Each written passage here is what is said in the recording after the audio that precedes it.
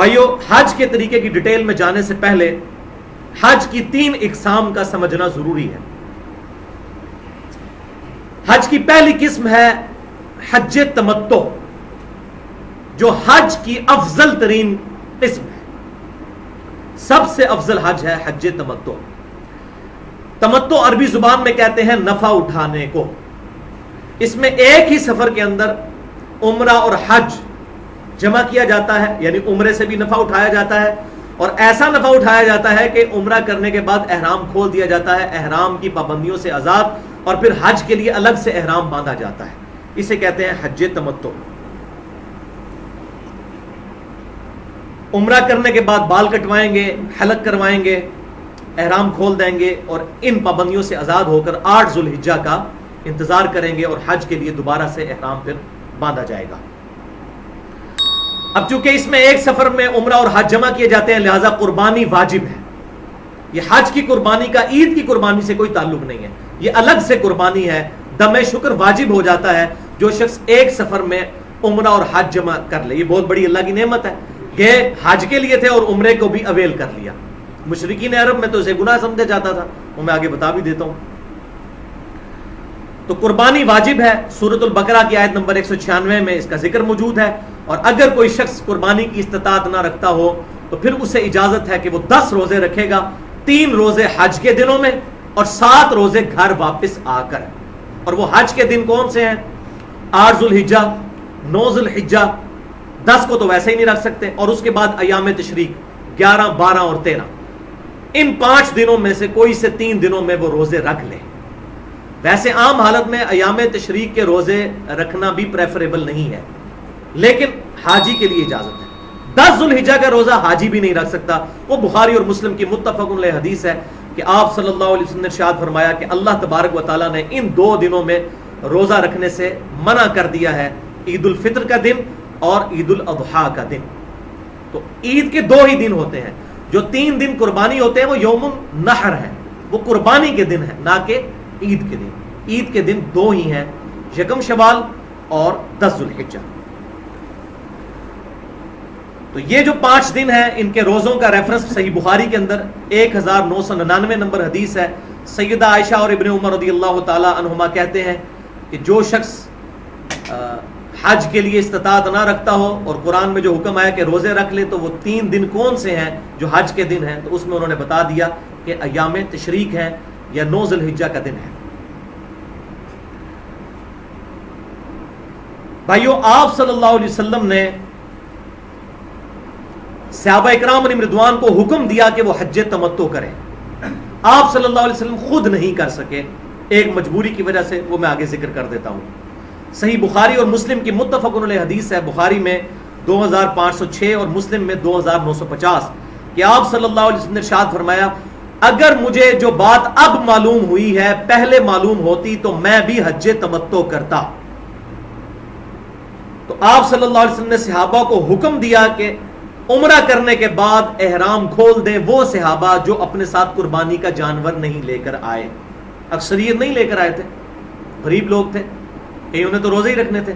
تو آپ صلی اللہ علیہ وسلم نے ان کو حکم فرمایا کہ عمرہ کرنے کے بعد احرام کھول دیں، اور مسلم کے الفاظ ہیں ابھی 5 دن 8 ذو الحجہ میں پڑے ہوئے تھے، اب 5 دن احرام کی پابندیاں برداشت کرنا مشکل کام ہے۔ تو آپ صلی اللہ علیہ وسلم نے انہیں حکم دیا کہ حج تمتع کریں، عمرہ کر کے احرام کو کھول دیں۔ اور صحیح مسلم 2931 نمبر حدیث ہے، سیدہ عائشہ کہتی ہیں بعض صحابہ نے اس وقت بھی احرام نہیں کھولا تو آپ صلی اللہ علیہ وسلم ان سے سخت ناراض ہوئے کہ تم حج تمتع کیوں نہیں کر رہے۔ اب یہ رہا سوال کہ آپ صلی اللہ علیہ وسلم نے حج تمتع کیوں نہیں کیا۔ وہ بخاری اور مسلم کی متفق علیہ حدیث ہے، صحیح بخاری میں انٹرنیشنل نمبر کے مطابق 1725 اور صحیح مسلم میں 2984، کہ آپ صلی اللہ علیہ وسلم نے ارشاد فرمایا کہ میں ہدی کا جانور ساتھ لے آیا ہوں، یعنی وہیں سے قربانی کا جانور حج کے موقع پر جو حج اور عمرہ کو جمع کرنا ہے تو اس کے لیے قربانی کا جانور میں ساتھ لے آیا ہوں، اس لیے میں تو احرام نہیں کھول سکتا کیونکہ یہ آیت نازل ہو چکی ہے۔ اور اس آیت کا شان نزول بخاری اور مسلم دونوں میں یہی موجود ہے۔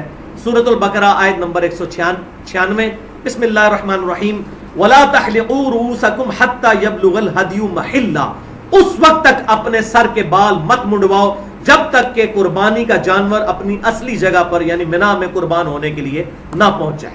تو آپ صلی اللہ علیہ وسلم چونکہ قربانی کا جانور ساتھ لے کر آئے تھے، لہذا آپ عمرہ کر کے سر کے بال منڈوا نہیں سکتے تھے، مجبوری تھی.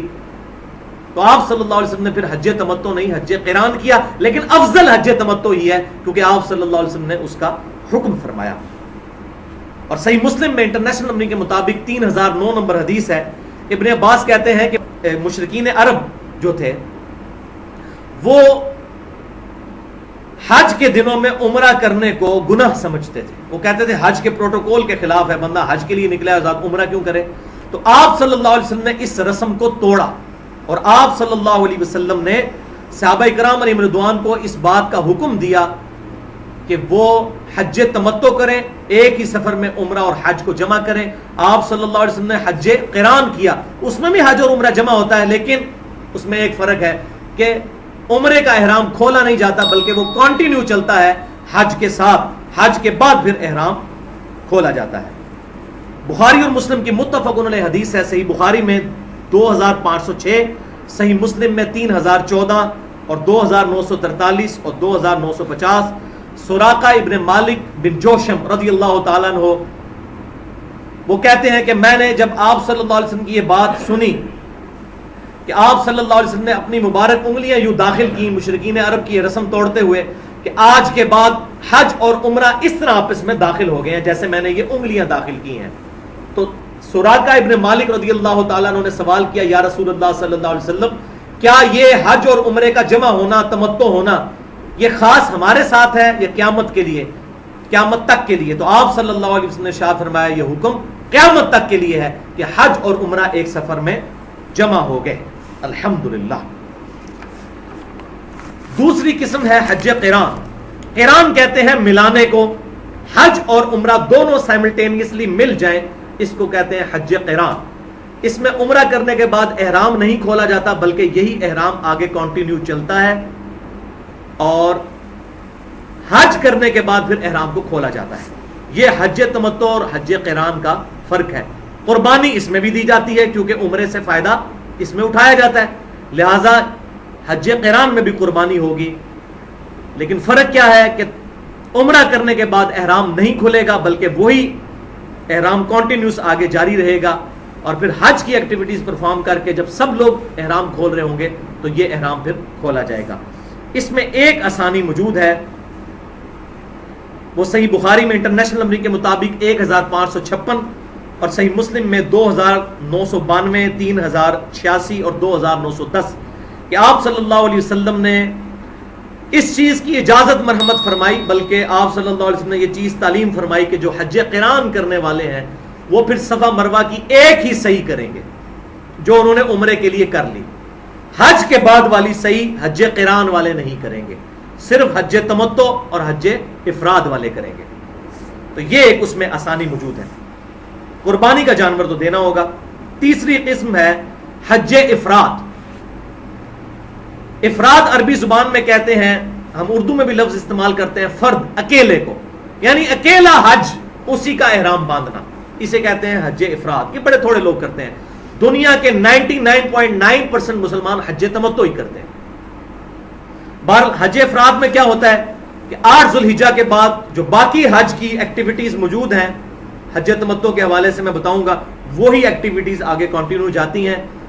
اس میں چونکہ عمرے سے نفع نہیں اٹھایا ہوتا لہٰذا حج افراد کے اندر قربانی واجب نہیں ہے، اس میں قربانی نہیں دینی ہوتی. اب یہ چھوٹے چھوٹے مسئلے ہیں جو وہاں پر لوگ جھگڑ رہے ہوتے ہیں اور لوگوں کو اس بات کا پتہ ہی نہیں چلتا، تو بڑی پریشانی میں وہ پھر وقت اپنا گزارتے ہیں.